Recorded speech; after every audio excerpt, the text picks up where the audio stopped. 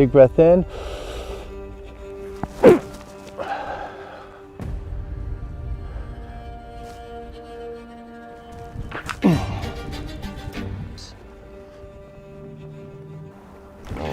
we go. Move your hips. Do a quick adjustment with this because it's so fast and light. Got it.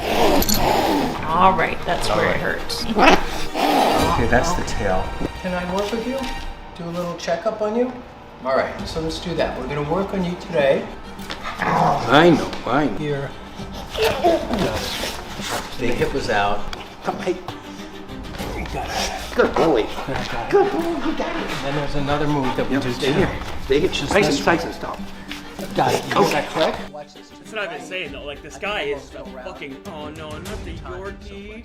What are you doing? It's tight. So there's something on the Get your hands off of him, you fucking demon. A misaligned vertebrae? What the fuck are you talking about, you sociopath? Somebody stop this man! Little quick. Put my finger in there just for a second, get your mouth going a little bit.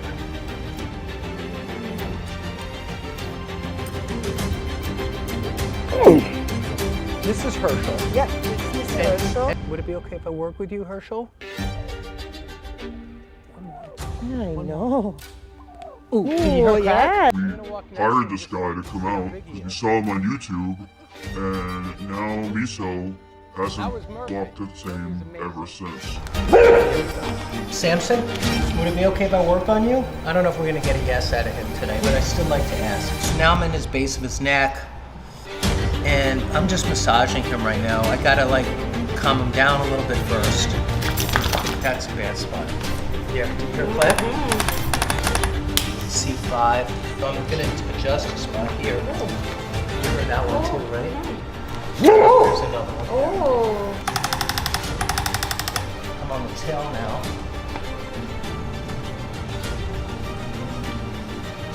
Mama got you.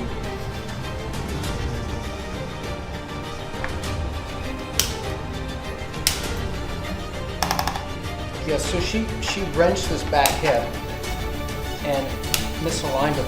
There's also this thing called an AS ilium release that I want to do. But I grab in on the inside of the ilium on the left, and I pull it up, and it usually makes a dog yelp. Here, did you hear the yelp? Okay, so your atlas is out. Okay, so wait, what is this one? That's the problem. That's why it hurts when you're texting. Caterpillar, what the fuck? Do a little adjustment in here. Hold still. Yeah, it's just the caterpillar, you fucking weirdo. Oh my god. Oh, Jesus Christ. We have Polly here. She's got some stiffness in her legs, so we want to see if we can get some mobilization in the legs. And there we go. This is not a thing. And it's such not a thing that it's hard to even argue against because it's so not a thing. I don't even know how to tell you that it's not a thing. It's just not a thing. Joint. You're a little stiff make here sense? too. You got like there's some arthritis here. Okay. What do you think of that?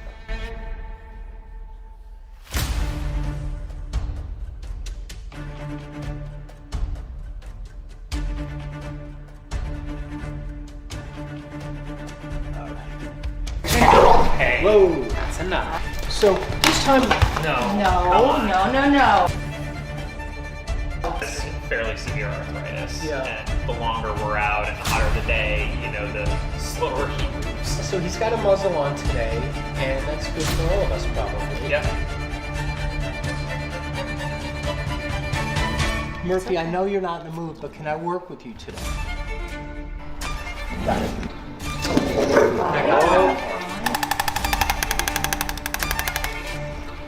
There it comes.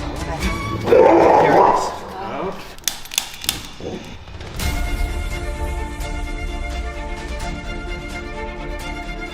I don't recommend chiropractic ever for pets. I don't think it has any benefit, and I think all it does is create added risk and no benefit, and so I don't recommend it. The reason being manipulation of the spine stands a chance to cause or worsen a current herniation, and I've seen too many videos where these dogs suffer pain responses and stress of little to no benefit. And I do not believe chiropractic really does anything for small animals. I think chiropractors operate in the gray area of placebo, and they benefit from that placebo as well as the ignorance of the population at large in knowing better and how to suss out what's BS and what's not. Well, I come because well, first of all, I feel like I hopefully have a skill that could help them. And I try to do the best I can each and every time. But I get so much back. Like, you know, it gives a lot back to me. Yeah. So I love doing this. We appreciate it. You're the best. Thank you. Yeah. I don't know why I get so emotional. I know. You're But making me cry. Jersey, Meet Dr. Doug Wiley. Self-proclaimed chiropractor, YouTube creator, supplement designer, and, as we are going to discuss today, animal chiropractor. You may know which is first on his resume, by the way, but, you know, we'll get to that later. And Dr. Doug, whom I would refer to as doctor in the loosest of terms, much like my dog, Professor Beefeater, is a professor in kibble medicine, but I can assure you the business of animal chiropractic medicine is first and foremost a social media outlet first, and actual veterinarian science the second. A distant second. I'd say closer to like a third cousin.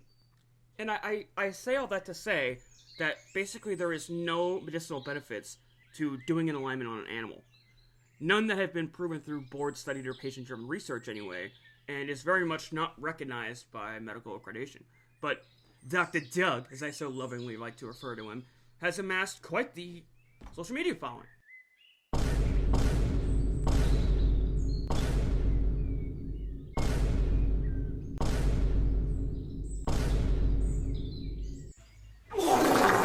With his exploits of cracking animal backs.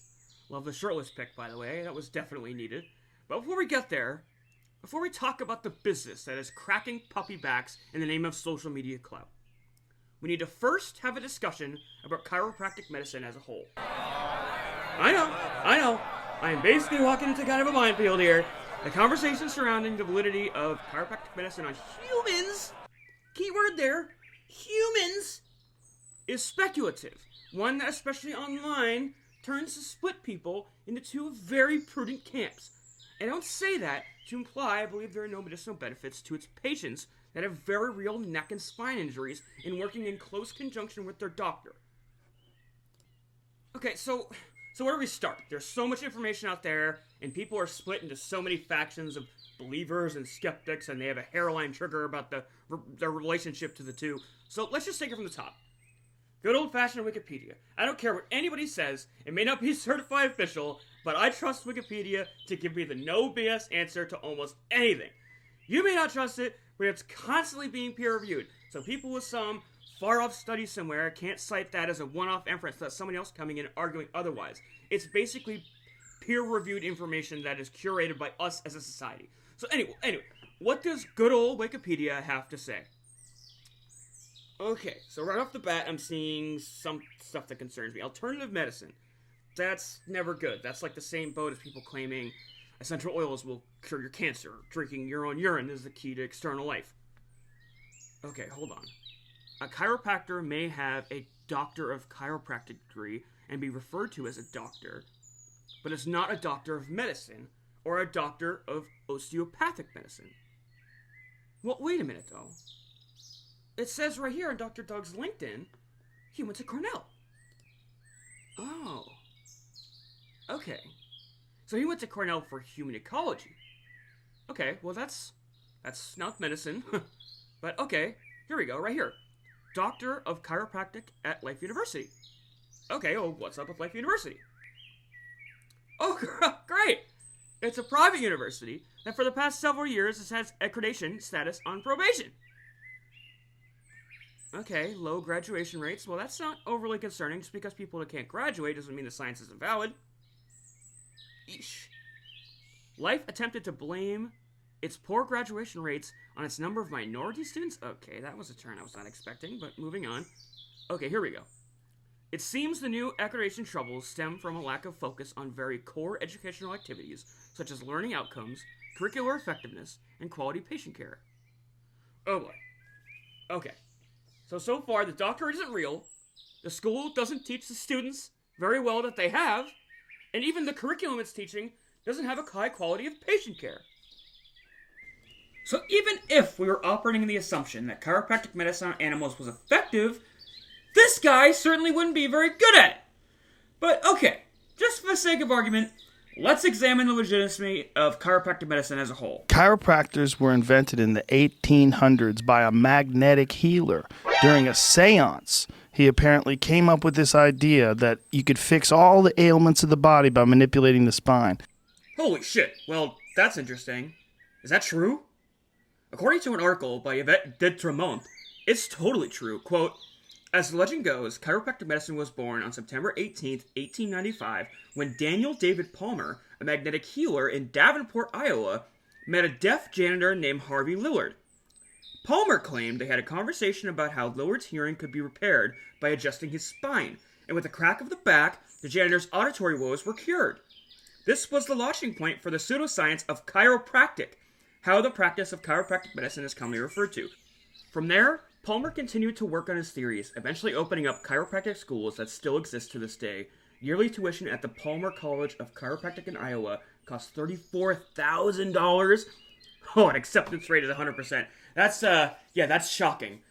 Okay, so the doctorates aren't real, the colleges aren't accredited, and there is tons of misinformation online. Oh, what about patient history? What do real patients have to say about what chiropractic treatments have done for them? Like, even expanding onto the theory that most of this could be placebo, placebo has been proven to have very long-lasting and beneficial effects when implemented correctly and in the right circumstances. So what do the actual patients have to say about this? Have you ever seen such a thing? A newborn, just 4 days old, being given a back adjustment by a chiropractor. A newborn? What could that newborn have possibly developed in the few fucking days of its life that could possibly require adjusting? I mean, like, okay, that's what we're talking about here, right? We're talking about fucking born with ailments. It's a fucking baby! It hasn't spent 8 hours in the oil field, shoulders stroked over, carrying heavy pipe. Okay, so for those who don't know, when you crack your back, you're basically releasing gas that is built up in your bones. It's like farting for your bones. It's like bone farting. When you pop your back and release that gas, it leaves more room for muscles to expand. It gives you better range of motion. Gas and irritation builds up from repeated motions over and over and over again. This baby has done nothing but fucking shit and cry for the past couple days. Its back is basically jello. Like, what in the world could these wackadoos possibly hope to attain by adjusting a newborn's baby fucking Twizzler spine? Holy fuck! Is it dangerous? Does it even work? It's a growing trend. Kids, even babies, getting weekly treatment by pediatric chiropractors. Some of the children are so young they haven't even learned how to walk. Others are older. Okay, buddy, power's on. You're all done. These moms swear by the treatment. He had 4 ear infections by the time he was 7 months. We didn't want to do antibiotics anymore, and Dr. Warner was recommended to us, and he hasn't had any since. Look at this jackass standing off to the side, all proud of his work, like he's actually fucking accomplished something. Oh, I'm getting angry. Ear infections cured by bone farts. I'm sorry, man, but this lady is brainwashed. This guy is a con artist, a bamboozler, a snake oil salesman, and he's doing it all while providing very real risks to these children. And you don't think that it could just be a coincidence? No, definitely not. How often do you bring your daughter in? Try to once a week. Once a week? Yes. Wow. Yeah. Stuart and Teresa Warner, pediatric chiropractors from New Jersey, specialize in adjustments for children. We would love to see all babies be adjusted. The Warners, like many chiropractors, believe these adjustments can help alleviate colic, asthma, fever, even ear infections. Is that scientifically proven? Oh, here we go, the $1 million question. Get ready to hear some deflection of magnificent proportions. He's gonna be like Dwayne Wade out there in this interview, the way he's gonna shirk and jive out of the way. Scientific evidence, what's that? Me no speako scientifico. Absolutely. It's proven in the patients. When we remove the nerve interference by adjusting the child's spine, it gives them the advantage to overcome all those ailments and illnesses. The idea that a tiny baby needs to have their back realigned is just pure nonsense. But Yale University neurologist Stephen Novella says there's no scientific evidence that chiropractic care is good for kids. It's just subjecting children to, clearly an unpleasant procedure without any evidence of benefit or even an assurance that it's reasonably safe. It's just completely unethical in my opinion. What do you say to the skeptics that say there's no reason for you to manipulate the spine of a child? Go ask that question to all of the moms and the dads who have had chiropractic care for their children change their lives. Okay, just because you duped them doesn't mean your treatments actually work. It's been proven time and time again that placebo effects can do incredible things. The human brain has an absolutely awe-inspiring amount of influence over the body, and when presented with a certain level of conviction, can basically force cure itself of a number of things. There have been clinical trials to suggest that placebo have had drastic effects on pain, nausea, motor functions. They've even done real amazing stuff with Parkinson's disease. So I suppose it begs the question, if it's working, what's the problem? Whether the science is there or not, if the patients are actually seeing results, what difference does it make, right? If the alignments are actually the source of the causation, if ultimately they're seeing positive results, where's the downside? What's the problem? A 28-year-old woman lies paralyzed in the ICU. The result, her family says, of a neck adjustment by a chiropractor. Caitlin Jensen was fun-loving and loved the outdoors. Her mom is devastated. She can communicate only by blinking. She can nod now. She can also give us a thumbs up or a thumbs down on the left side. She cannot speak. She's just laying there. What is it like for you as a mom to see her like this? It's heartbreaking. If I could trade places with her, I would do it in a heartbeat. Oh my god, this is so difficult to watch. I can't even imagine just going in for what by all accounts, most of America assumes to be a very, low-risk neck adjustment, and then basically their entire life is over. Just seeing those pictures of her, crossing rivers and hiking, and then jump cut to supine in a bed, communicating through blinks, it would be more infuriating if it wasn't heartbreakingly tragic. This poor woman. And she's got her whole life ahead of her. So it crushes me. Caitlin went to a local chiropractor in Savannah, Georgia for a stiff neck after studying for college exams. During her neck adjustment, her family says things started to go horribly wrong. 4 arteries were ruptured. She suffered a stroke and cardiac arrest. I got a phone call from her phone, but it was actually the chiropractor, and he told me that she was having a reaction to the treatment and that they had called an ambulance. A reaction. Yeah, that's a way to phrase it. So as you can see, these adjustments can be very risky.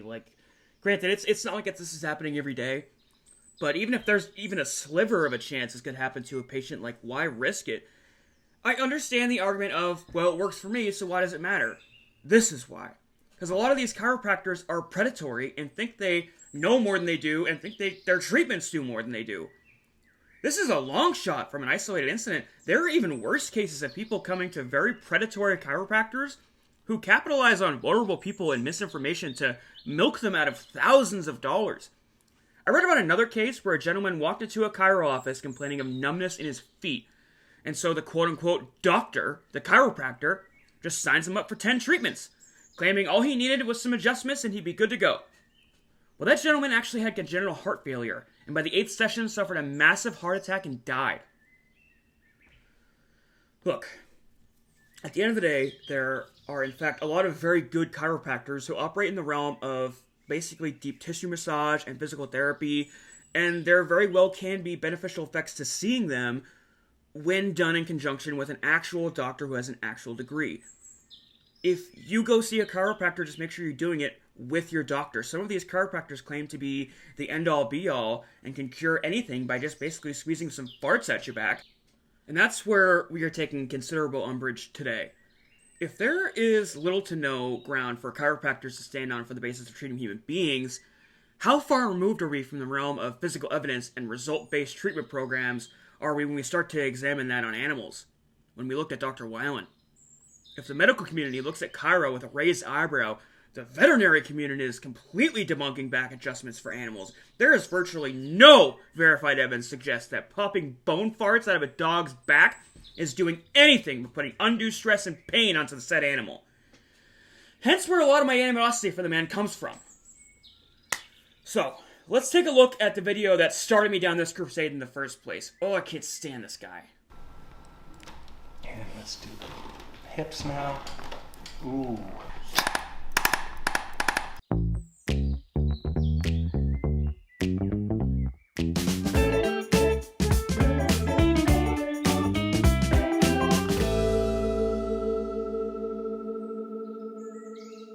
I just made a new online course called How to Massage Your Own Dog. Ugh, of course this guy has an online course. Everything about this guy just screams scam. He's selling courses, he sells supplements, he's making completely unverified claims that can't really be disproven. This guy is like every MLM personified, but just with a tinge of animal abuse mixed in for good measure.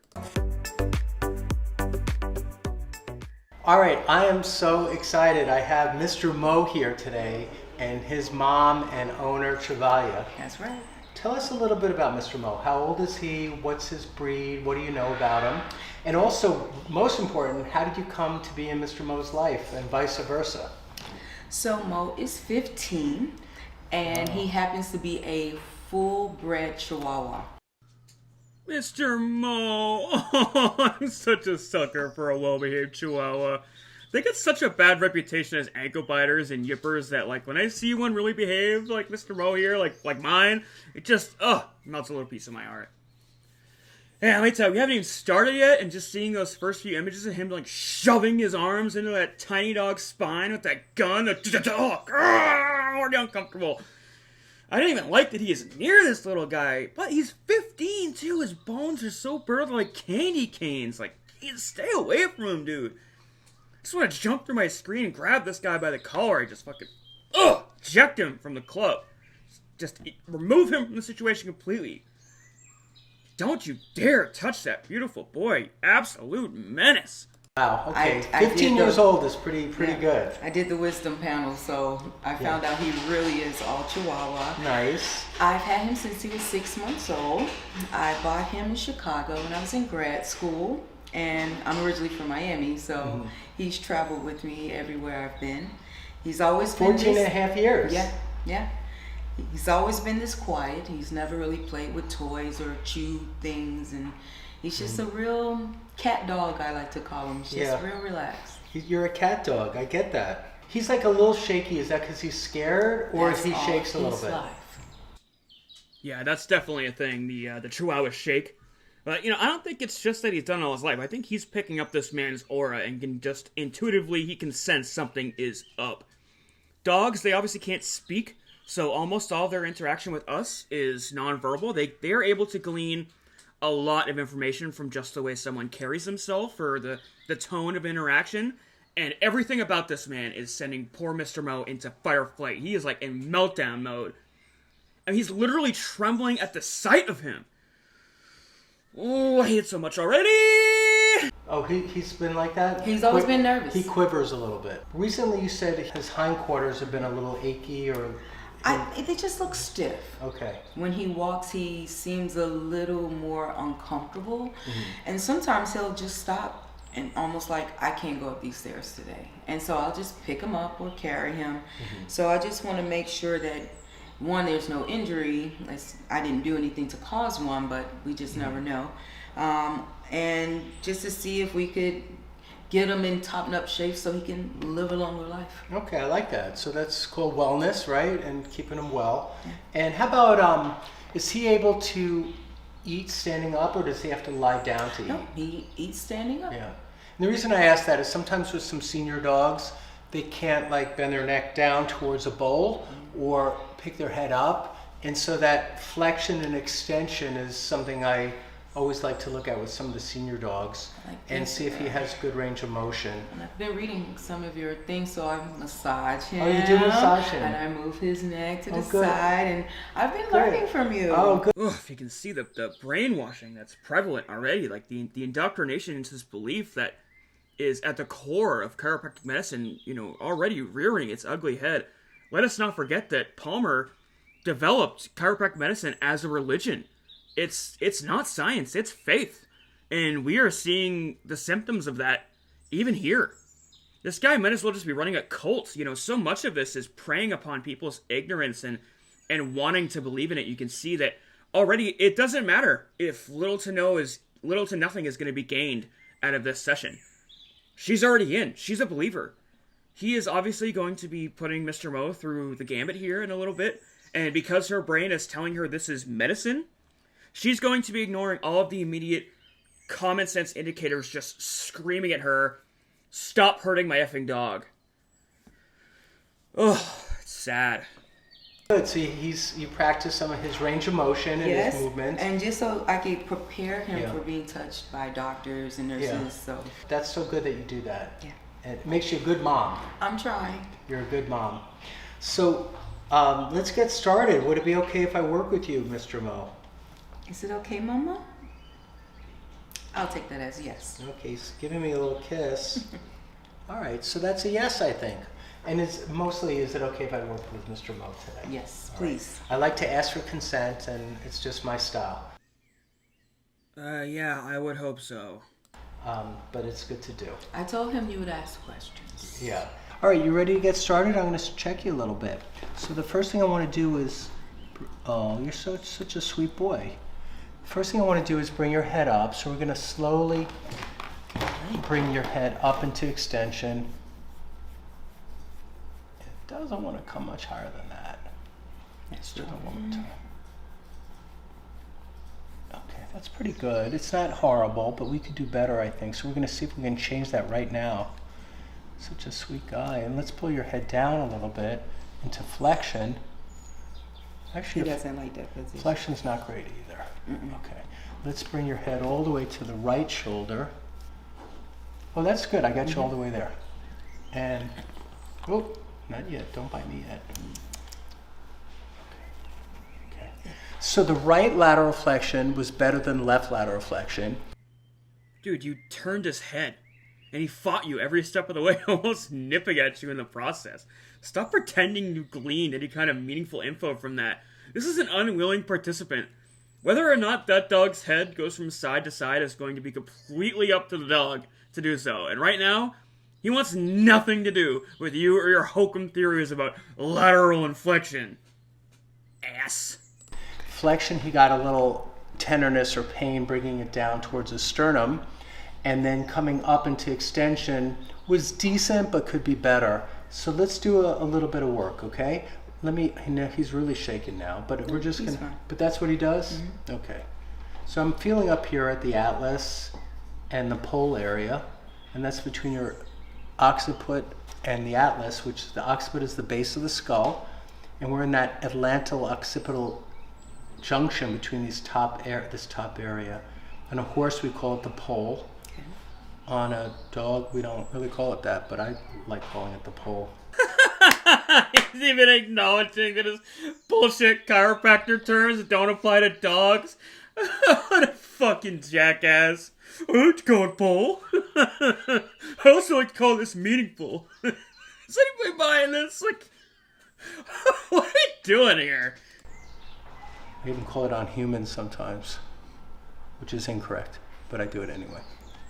So now I'm up here, and I'm looking at the spacing. He's got a little bit of a right superior atlas, so I'm gonna see if I can get that without him biting me. I'm gonna laterally flex. How was that? I'm gonna laterally flex. How was that? How was that?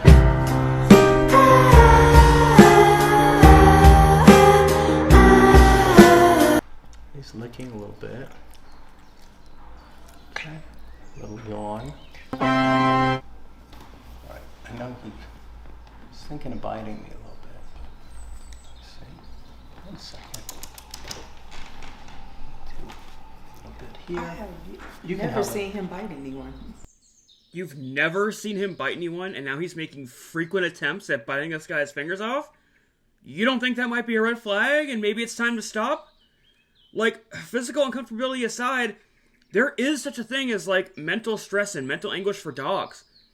If I was Mr. Mo's mom, I would be looking at the fact that in 15 years of this little guy's life, he's never reached the point where he felt the need to defend himself and is now actively doing it over and over and over again.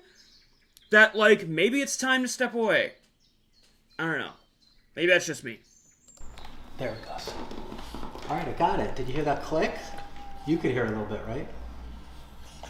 All right, give him a second. Then we're going to check extension. Let's bring all the way up. That's the range I want. Look at that. So that's good. We got it on you. Do you see I went past 90 even? So he was just perpendicular would have been a great goal. He went past perpendicular. So that's really nice. That's a good thing, Mr. Mo. How did you come up with Mr. Mo?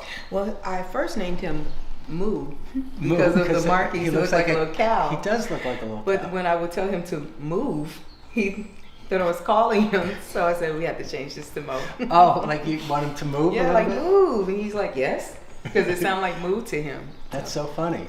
So now you call him Mr. Mo? Mr. Mo. And he doesn't confuse it with moving? Nope. All right, let's check his flexion now. So let's bring him back over. And, all right, let's bring his head down. And down. All right, that one's a little raw. Take these transverse process and bring his head down just a little bit more. Got it. Good. That will help his flexion. And there's a shake, which is really good. I've been looking forward to you doing that because I haven't been able to find any of those things. I'm like, where's the atlas? Yeah. Oh, Jesus, this lady is sipping the Kool-Aid hard. She's at home practicing? What the fuck? Yeah, I mean, you know, it would be hard for pretty much anybody to do it unless they, you know, really studied it. Studied it at your make-believe college where you got your make-believe doctorate? Okay. Okay, so we're still okay. That's a good yawn too. So he's letting go some of the stress. Actually, Chihuahuas yawn to express the fact that they are stressed, not that they're getting rid of it. And let's just tuck that chin one last time. So pick them up a little high so we have room. Oh, and it came all the way down. Good. So we just touched his sternum like that. So I think I got that pretty good. Let me just see what that. I might just to take it easy on you, I might just do your C5 on the left. That's the one that was preventing his left lateral flexion. I'll just do it really fast and easy with this machine. Little tapping. Okay, that'll get that. Yeah. Oh yeah. That totally did something. Mm-hmm. Yeah, that's good. So that one's not that traumatic, but it's good to get. So now we're coming down his back, and this is the withers area, T3 through T8. And we're down here into the thoracics. There's 13 thoracic bones, 7 in the neck, 13 in the thoracics, and 7 in the lumbar. We have 7, 12, and 5. Okay. They have 13 and 7. So they have more in the rib cage and more in the lumbar. But look, this area is where it gets tight here. So I'm going to do a little spot here. Ooh. And one more. And one more. Ooh. Could you hear those? Those are pretty big. All right, Mr. Mo, we're working now. That could help your walking too, because dogs can literally get sciatica just like we can. And because they have the same sciatic nerve, there's a sciatic nerve on the left and one on the right. And we're going to just do a little bit more in here.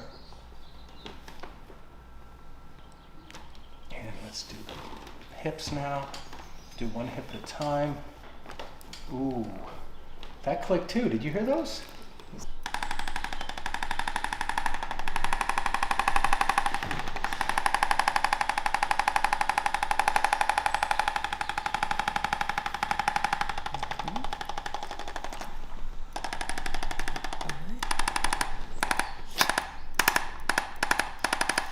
Oh man, I can't take any more of this. That poor baby, you just see the look on his face of pure misery.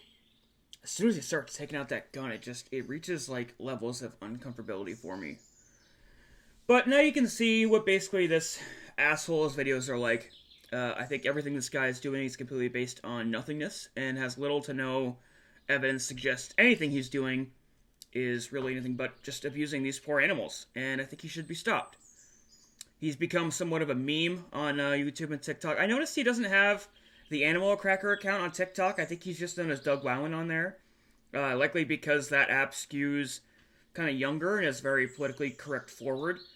He probably posted a few of his videos and just got absolutely flamed in the comments. I mean, even look at his most popular short on YouTube, this viral video where he's trying to crack the horse's back, and the horse is literally like barely realizing it. You go into the comment section, he's literally just a flame session. Look at some of these.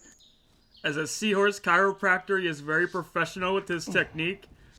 The horse is looking into the camera. It's priceless. Hello? Is someone there? Yes, it is I, Rescue Murder 560. Excuse me, Mr. Squirrel. May I have a word? Yeah, sure. Hang on. Yes, hello. You may call me Berta, and I am indeed a patient of Dr. Wyland. And let me tell you, you have it all wrong. That man is a miracle worker. He has just done wonders for my back. When I first came to Dr. Doug, my back was as straight as a curly fry. But now, you can cut beards with this straight edge. It does make things a little difficult around the house, I must admit. I don't so much swim as I do kind of listlessly float around the ocean for days, sometimes weeks at a time. I haven't seen my husband or children in months. I got stuck in the barrel of an abandoned snorkel for about 3 weeks. And I'm pretty sure I'm in coastal waters that aren't conducive to my particular ecosystem anymore. So is that how you found me? You just kind of floated towards me? Yes, well, I heard all the ruckus about Dr. Doug, and I just kind of just jerked my head in that general direction. As I said, any attempts to try and swim as I used to have become completely useless. But let me tell you, my sciatica is completely gone. I actually had an ear infection before Dr. Doug straightened me out, and now I can't hear anything at all. Do seahorses have ears? I'm sorry, what's that? Never mind. So, what, you found Dr. Doug on YouTube? You saw him on YouTube, I take it? Oh yes! I saw his videos on FishTube! He was able to make my buddy Greg's frown turn upside down! He's a sad clownfish, but ever since Dr. Doug squeezed those butts out of his fins, he's been smiling ever since! He does spend a lot of time floating up at the surface, though. Come to think of it, he may just be upside down and dead. That one's on me. It's hard to keep your perspective when you're listlessly floating around the ocean. My bad. My goodness. A dead, sad clownfish. That's interesting. Has Dr. Doug treated anyone else you know? Oh yeah! There's Alex, the mussel, who had pulled a muscle. He was actually able to shell fart out those muscles, and now he's really clammed down. He was a little shell-shocked at first, but he's really came into his own. He's ended up going a bit celibate, and he's become very selfish. Okay, anybody else? Oh, sure! He actually tried to cure my friend Barry the tortoise's cholera! He just ended up bursting through his shell, though! He didn't quite make it! It was a turtle disaster! These are really, really bad. Oh, I'm just squidding! There's no jaws for concern! I think I'm starting to, see what's going on here. Don't do that! That's my thing! Okay, fine. Yeah, my bad. Anybody else? Well, there was this Marty, the giant squid! His back was in real need of a kraken! And then there was Rod, the cod! He wouldn't be caught dead at the doctor's office! And so we had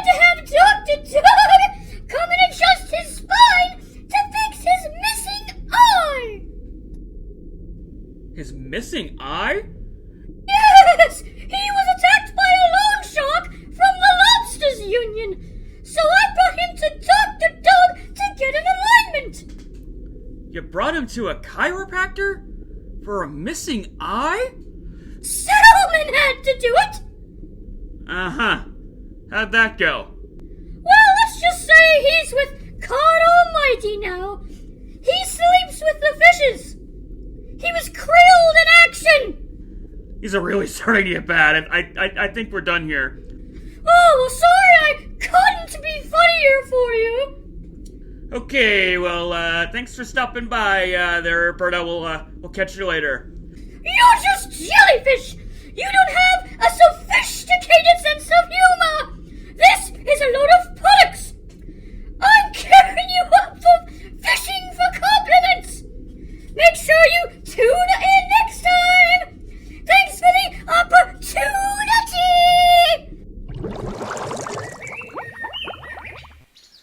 Oh, alright guys, this has been fun. I was working this video for a long time. The new art style took a good month, hence the lack of uploads, and then, Christ, just the intro for this video. It took me a solid weekend, and then all the research, so... Yeah, I hope you like the new art style, the new kind of... I'm gonna be doing more, like, I think, longer form documentary stuff. I don't know, I'm just kind of doing whatever the fuck I want on here now. Be sure to check out my podcast. We stream that over at Boîte Noire Radio every Thursday night, 5:30 p.m. Eastern Time. That's fun. We do that live. I'll leave a link in the description. If you like this content, like to see more similar to it, you can watch me and Alistair from Pack Nation. We just have like kind of a weekly debaucherous breakdown of true crime and serial killers over there. We have a lot of fun. Got a nice little crew. And, yeah. Discord, TikTok, whatever, all that crap. Links in the description. And I hope you have yourself a good one. Thanks so much for watching. See you in the next video, okay? Bye, guys!